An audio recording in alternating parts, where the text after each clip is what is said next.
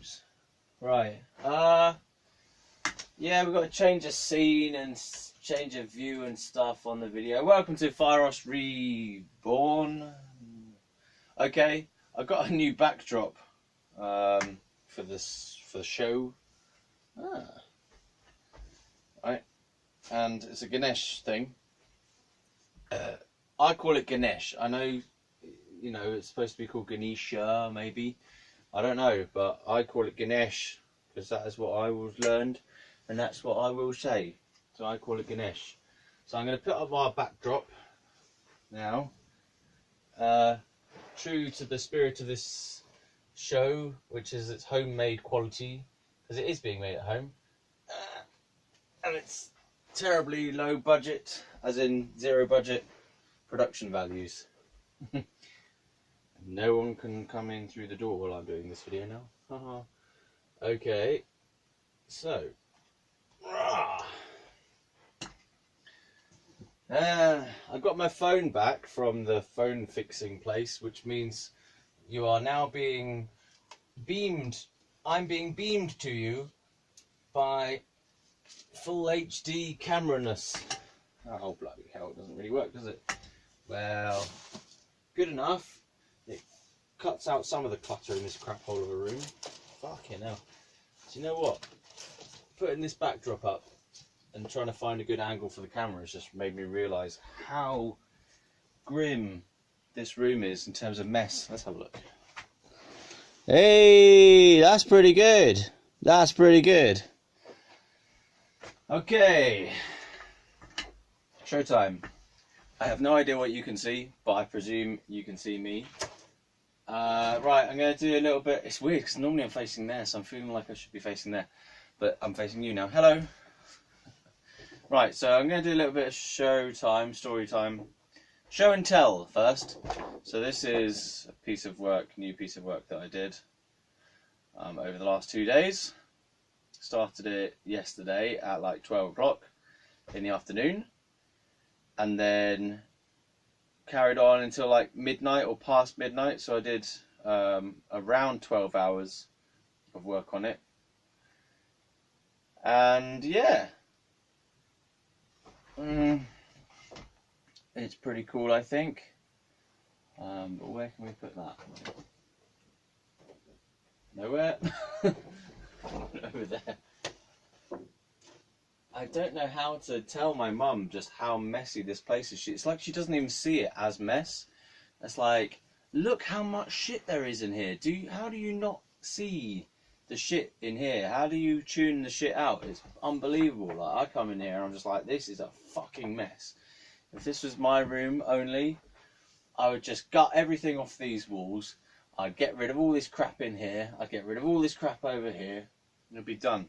Oh yeah, so here's my second picture, which is another Ganesh picture, which I'm quite pleased with. It's not finished yet, but it's going quite well. I'm going to do the background. I'm going to kind of do some green stuff in the background, like leaves and stuff. So yeah, let's have a look. Okay, very good. So this is probably going to be the new format of the show, I suppose. The show. I don't know. It's all under production, isn't it? Look at this, it's a mess. So, okay, let's go to Fieros' story time now. Where was I? Ganesh? Hello. Let's put him over here as well. Maybe we can pin him to this somehow. Like, if I blue tack him to it, it might just stick to the actual fabric. Yeah, okay. Hey, double Ganesh. Wicked. That's really cool. I like that one a lot. I don't know what to make of that one, to be honest. I don't know what the hell it is. It just looks like a mess. It's reminding me of the mess of this room. This looks focused and nice and well done. Well done, you. This just looks like a mess. Well, something just made a weird noise then. It was not the camera. Okay. Oh God! Look at the size of that. He's big, isn't he? Yeah, and there's a little baby version of him there. Wearing a baseball cap. And carrying some kind of falafel thing, or I don't know, a wrap with peas in it. Anyway, so Fieros' story time. I want to lie about, basically. I've been working on these pieces of artwork. I worked on that for basically 16 hours straight, as in I did it for 12 hours, then I had a break while I went to sleep. I had a break for food, and then I just woke up and straight away started working on it again. Literally, I didn't even get out of bed. I just carried on working on it, had a drink of water, and carried on working on it, and then had some food later on. And then this one I finished off the main part of it today as well, which was like another 3 hours, I suppose. Oh, it's been a hard day. All self-generated. It's this guy generated it, to be fair. I got him on Tuesday, right? It's now Thursday, or just gone into Friday because it's past midnight. Yeah, I got him on Tuesday, put him up in my room to begin with, on like the wall opposite my bed, and it's as though he was just like, I looked at it for a while, and then I'd be like, oh, I've got an idea, I've got to do some artwork, and then I finished that piece of artwork, and I just sort of laid on my bed and just like looked at him for a while, and then I was like, oh, I've got to do another piece of artwork. It's like, it's your fault! I was just looking at the patterns and stuff and whatever, and I was like, I want to do a big piece. And then I did that one, because that's bigger than my normal size. The A3 is bigger than normal.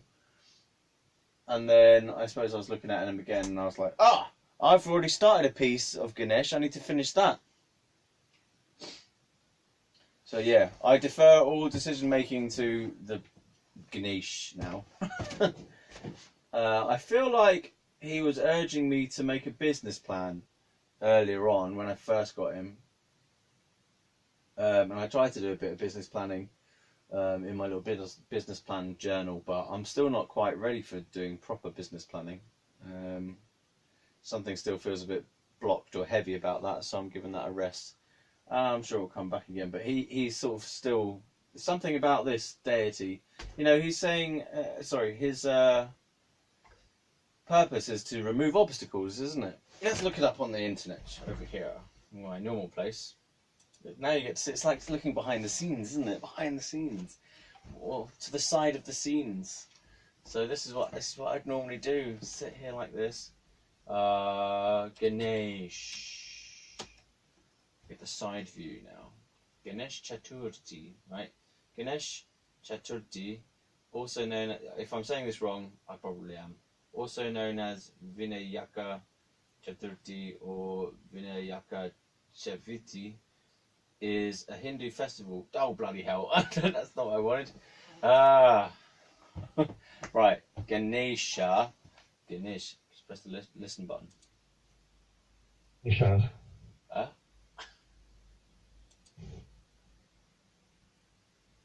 Say it again, please. Ganesha. Ganesha, right? So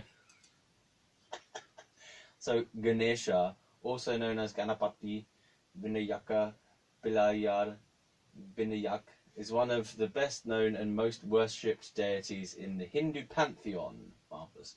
His image is found throughout India, Sri Lanka, Thailand, Bali, brackets Indonesia, Bangladesh and Nepal. Hindu denominations worship him regardless of affiliations. Devotion to Ganesha is widely diffused and extends to Jains and Buddhists. Although he is known by many attributes, Ganesha's elephant head makes him easy to identify. Ganesha is widely revered as the remover of obstacles, the patron of arts and sciences, and the diva of intellect and wisdom. So it's no wonder that I bloody started doing a load of art. And I've read somewhere else that he was he's a writer, or he's an author or something. That evil one. As the god of beginnings, he is honoured at the start of rites and ceremonies. Ganesha is also invoked as patron of letters and learning during writing sessions.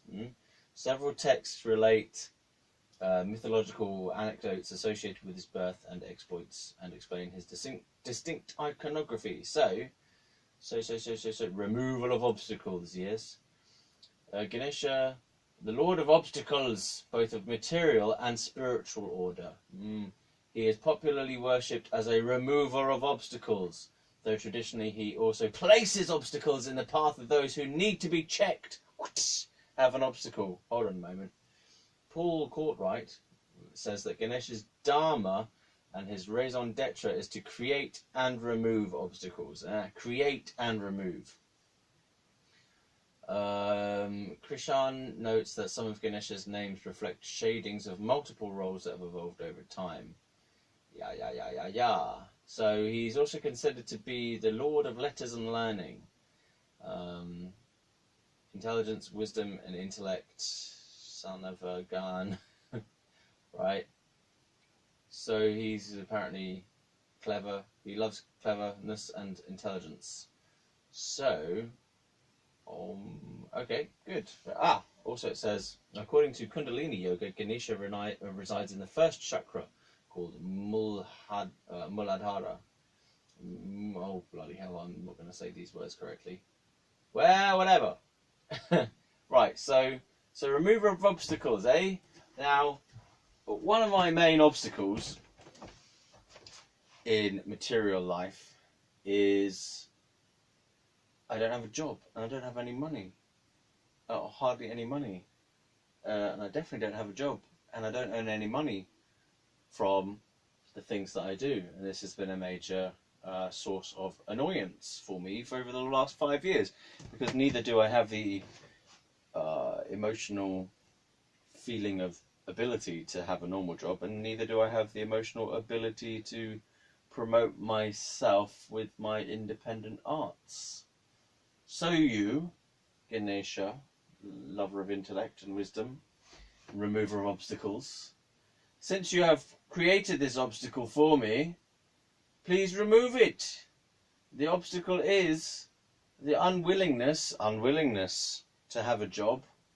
Please remove that obstacle. Merci beaucoup. Also, the unwillingness to promote myself. It's an unwillingness. Yes, I realise it's my own unwillingness, but it's also a very deeply seated unwillingness, because it was caused by a bunch of traumas and difficulties from the past, and that's why I need it to be removed, please. Yeah? Am I ready for it to be removed? Does that matter? Will you make me ready for it to be removed?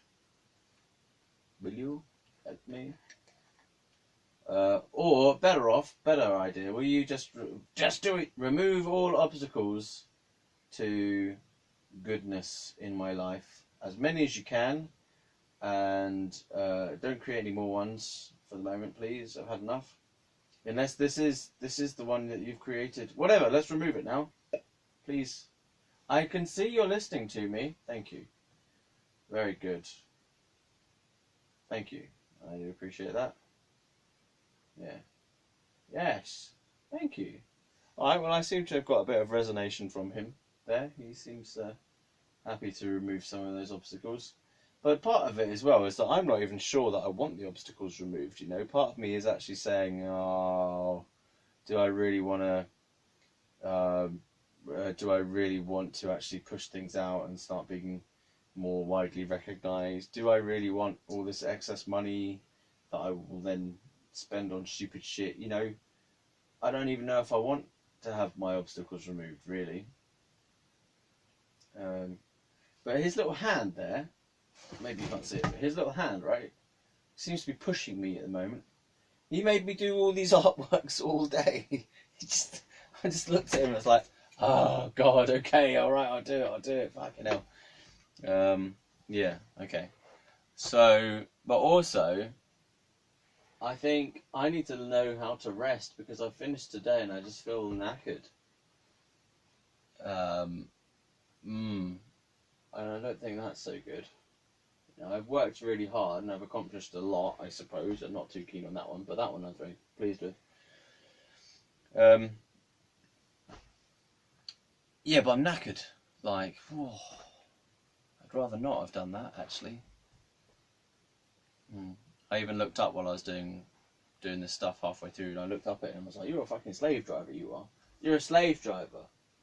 That's not a plant, that's a whip."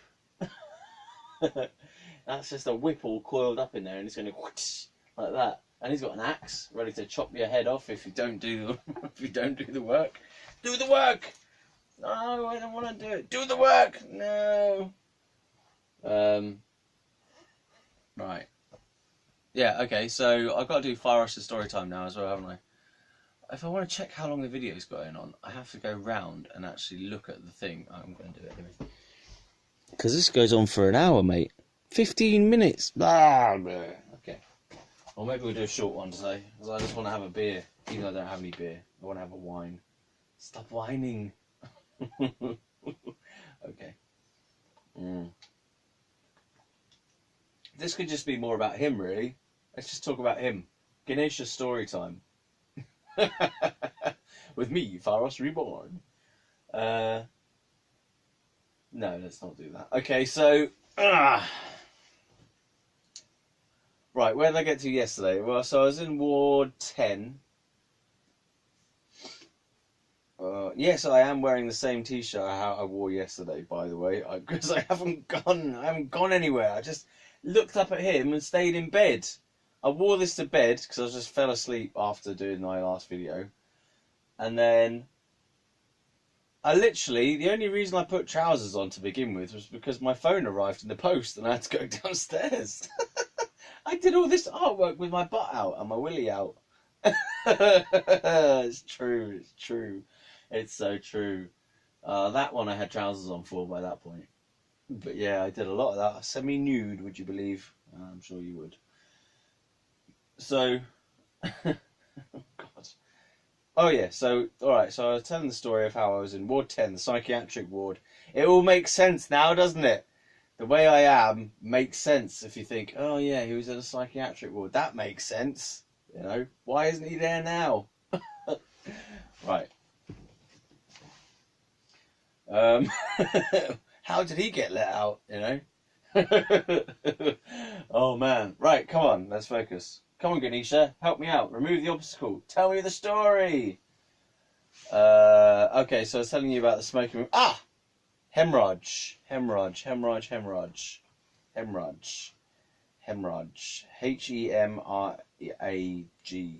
That's how I spelled it anyway. Don't know if that's the right spelling. Hemrag. So, now we'll try and bring the tone down a little bit more because it's not so much of a joking thing. Well, it might be. So this guy had dementia, right? So he looked like he was about 80 something. Maybe 77 to 83. In that ballpark. He was a granddad type of person, yeah? He was Indian. He was in the room next to me. So as you come out of my room, in the hospital, I mean, not my actual room here. Yeah, I'm talking about psych ward, you know that anyway. So let's not make that so stupidly, awkwardly obvious. Right.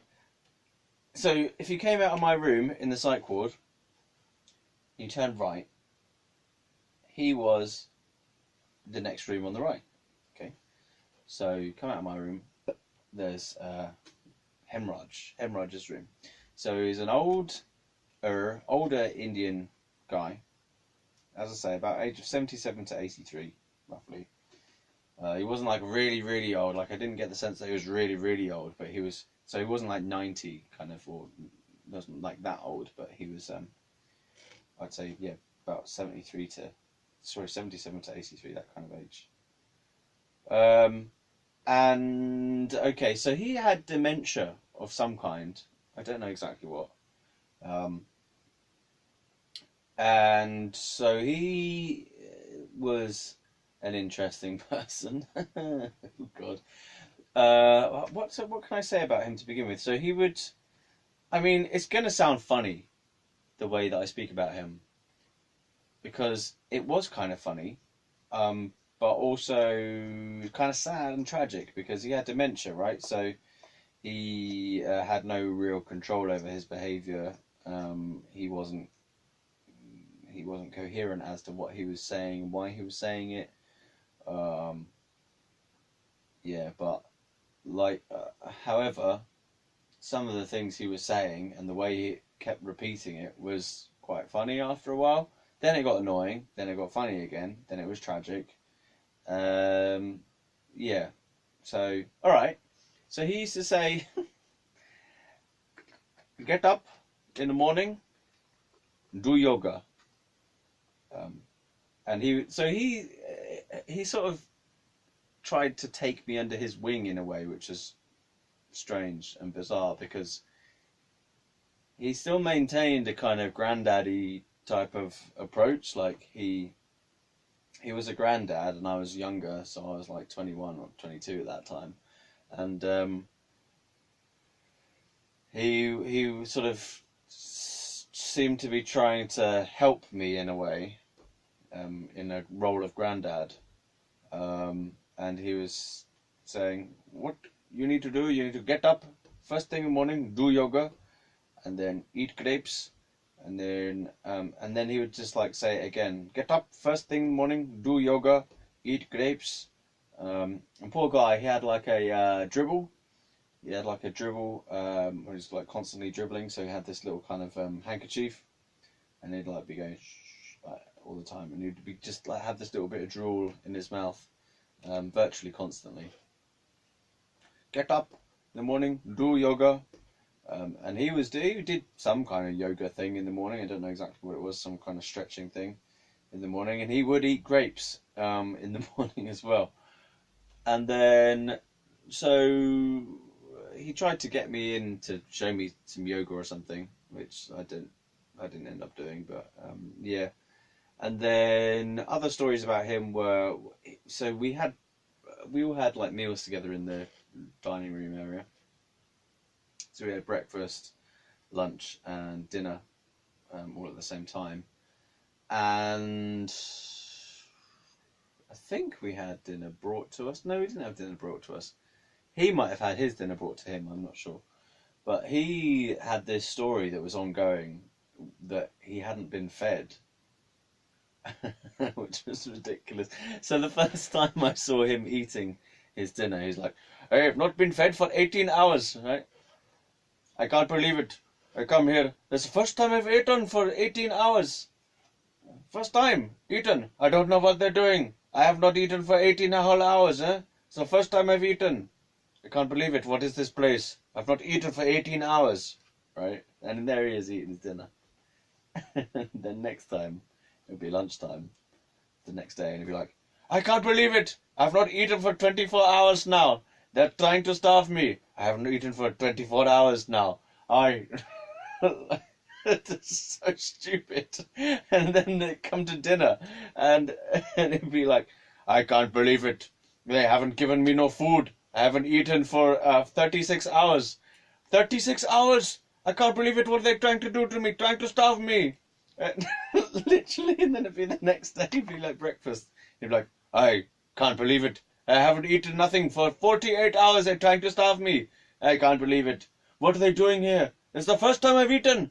First time I've eaten for 48 hours. That's 2 days. I haven't eaten nothing. What are they trying to do to me?" And so it gets to sort of 48 hours maximum, I think. And then it would revert back to like 6 hours.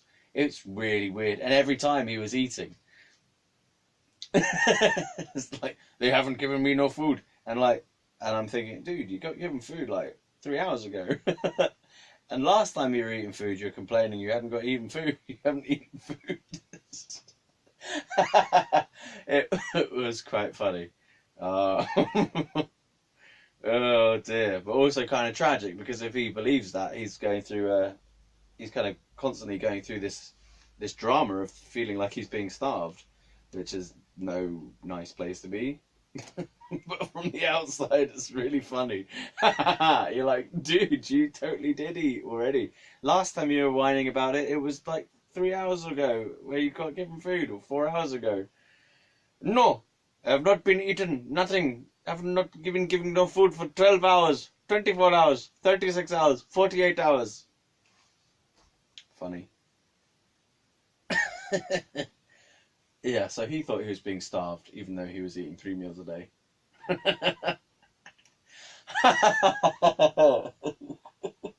Oh man.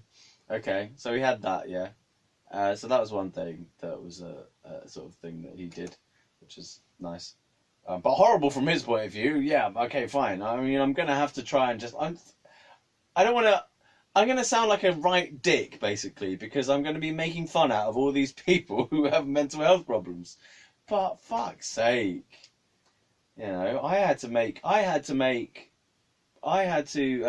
the most of my stay there. Like, I had to keep myself feeling sane or whatever. Like, even though I was being told I was insane, one of the things that I did was basically I would just talk to people and listen to people and kind of be there.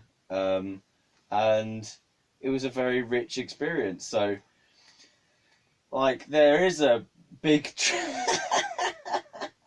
Sorry, there is a big tragic side to this whole thing. But then you gotta laugh at it as well, you know. You gotta fucking laugh. Because it is mad. And yeah, it sucks if you're in that position, but you gotta laugh. You gotta see both sides of it.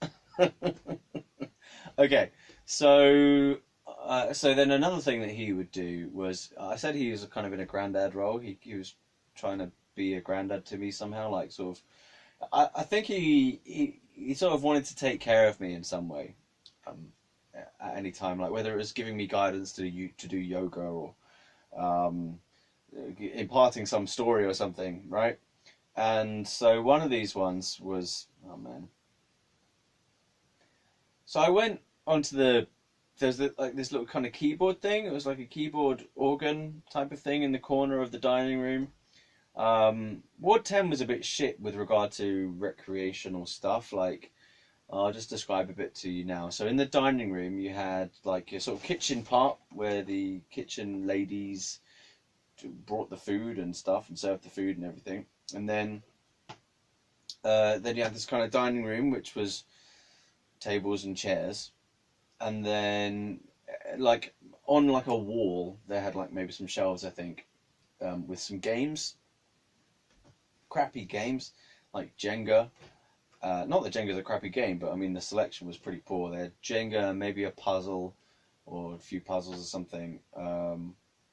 Maybe some other board game, I don't know. But it was pretty poor, man. And, oh yeah, and then so they had this, like, oh god, what? Like, yeah, like this organ. Kind of a, I don't know, it wasn't that big. It wasn't a full-length keyboard, which I made note of, and I was like, this is not a full-length keyboard. This is hard to play anything decent on. Like, it was only about 2 or 3 octaves worth, which was like, oh god, I can't play the full range of stuff on here that I would like to because there's not enough keys. Yeah, it was like the middle range, which was just not good enough. Not good enough. But I'd still composed a few little bits on there and played some stuff I'd already written before. And so I was sat on the little keyboard organ thing, like feeling depressed basically, and trying to cheer myself up by playing some music because I was in a fucking psychiatric ward. And I didn't think that I was supposed to be there. From my point of view, I was not supposed to be there. All I wanted to do was to get back out into the wild and carry on messing about. You know, I would rather have been playing the piano or my keyboard at home. So I had a keyboard at home at that time. And I just felt like it was a massive travesty that I was in this psychiatric ward all cooped up and not being allowed to do what I wanted to do and be free and so on. And I thought it was all wrong. So I was kind of moping and trying to cheer myself up by doing anything that I could. Because there was nothing to fucking do in there either. This is one of the... I think it's a real problem, actually, for that particular psych ward, was that there was no activities. We had puzzles, we had Jenga. And if you can't play the organ, you're fucked. Like, if you don't know anything to play, or how to play any anything on a piano or keyboard, then you're buggered for that. So what else are you supposed to do? You can't listen to your music because they nick your headphones, because otherwise you strangle yourself with them, or strangle someone else with them. Fuck's sake! You can't even cut yourself because they nick your razor blades. So what can you do? It's really weird. And there's like one TV for the whole thing. It was just like, I don't think that's a good environment for you if you've got a mental health problem. Like, if you're already in a bad place, they put you in a situation where you're trapped, you can't leave, and you have nothing to do, or very little options for what to do. Plus, there are a load of other nutters around. There's hardly any normal people, yeah? So it's like, how is this helpful? Like, this is not contributing to an uplifting, rejuvenating recovery type of thing. This is all kind of like, just chuck all the nutters in one place and forget about them, kind of. Yeah, anyway, so back to the story about Hemrag. So I was playing on the organ thing, and he came over, and it was starting to get to the point where I didn't really want to be interacting with him, because he was a bit of a nutter. That's all I can say. And it was kind of like, because he didn't have much control over his behaviour or what he was saying, it was just like a bit too close and invasive. Like, we just kept coming over and talking to you stuff, and you couldn't really tell him to go away. He was the sort of person who kind of come into your room, and then you'd have to tell him to go out. That happened a lot, because he kind of didn't really, I don't know, he didn't really obey the orders very well. So he'd like forget that you told him to go out, and then you come back in, and it was like, oh man, you keep coming into my room telling me to do yoga. Ah. So there was a lot of that happened. Anyway, so I'm playing on the organ, and he comes over, and I don't even know what I'm playing. I'm just messing about on some chords or some piece of music that I'd composed before, maybe, I don't know. And so he came over, and he sat on a chair near me with some other person as well, I think, to begin with. Then the other person went. Might have been the nurse who was on shift, I can't remember. But he came over and sat there and started talking to me. And he started telling me that he'd written a song. Oh, he's so cute. Man. And he said it was my own creation. My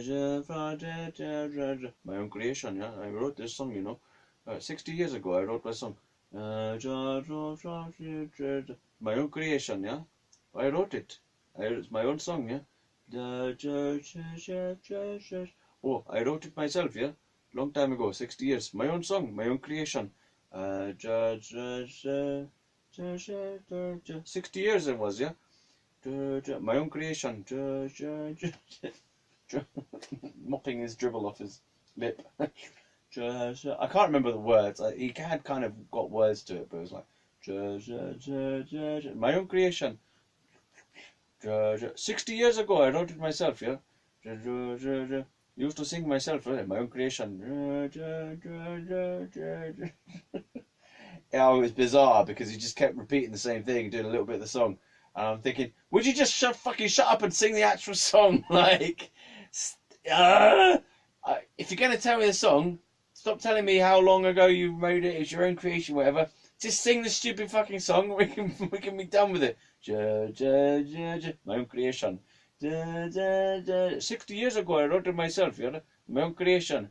I used to sing it a lot. Yeah, made it myself. My own creation.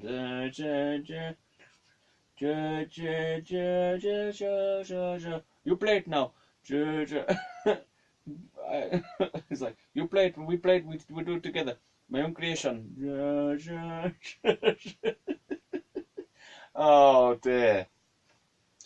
Yeah, so that was that was another thing. That was a one isolated incident. That didn't ever happen again, unfortunately, because that was quite nice. Overall, looking back, it was quite nice anyway. At the time, I was like, oh, you're driving me nuts. Yeah, yeah, okay, so we had that.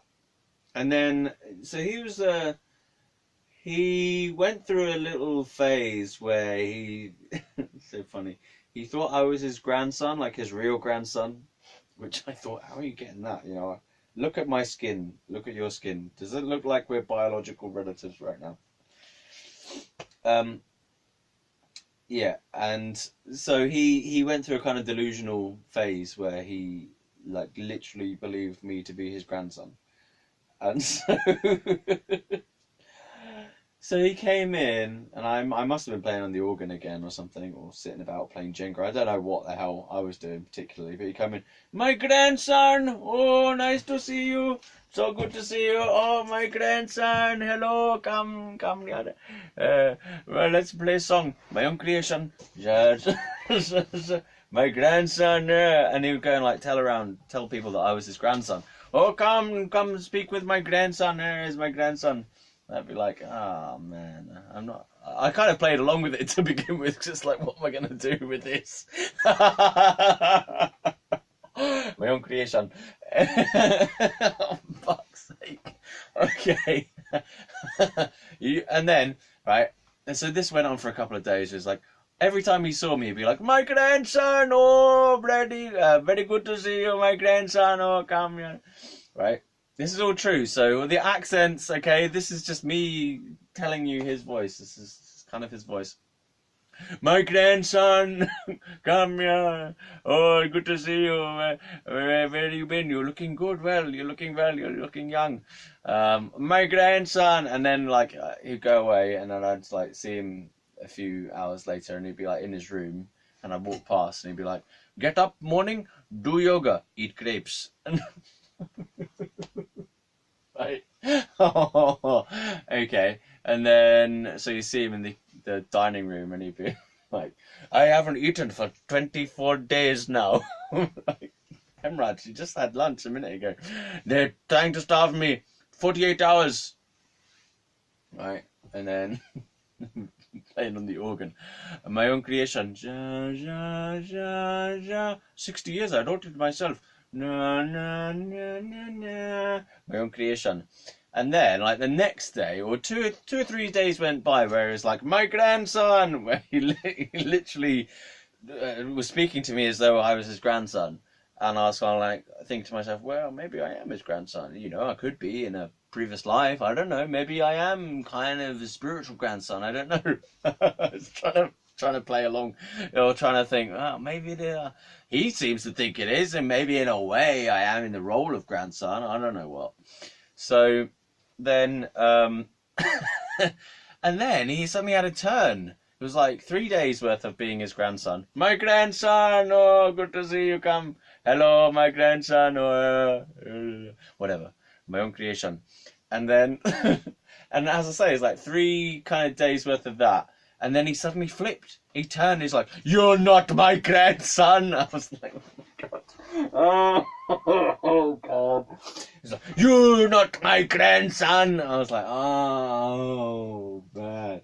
Yeah. So he must have had a spiritual realization, a real true realization, Ganesha? He had a realization of the truth of reality, which is I was not his grandson. And he was like, "You're not my grandson, no." And he got really upset, to be fair. He kind of like, "Oh no, my grandson, you're not my grandson." And he was angry. He was like angry at me to begin with, like, "You're not my grandson."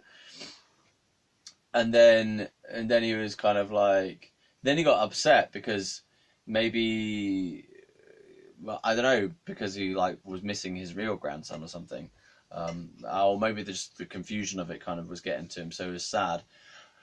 But it was funny. It was funny overall. He spent 2 days believing I was his, or 2 or 3 days believing I was his grandson. And then, for whatever reason, he just flipped out and was like, "Oh no, you're not my grandson. You're not my grandson." I think they had to hold him back at one point, actually.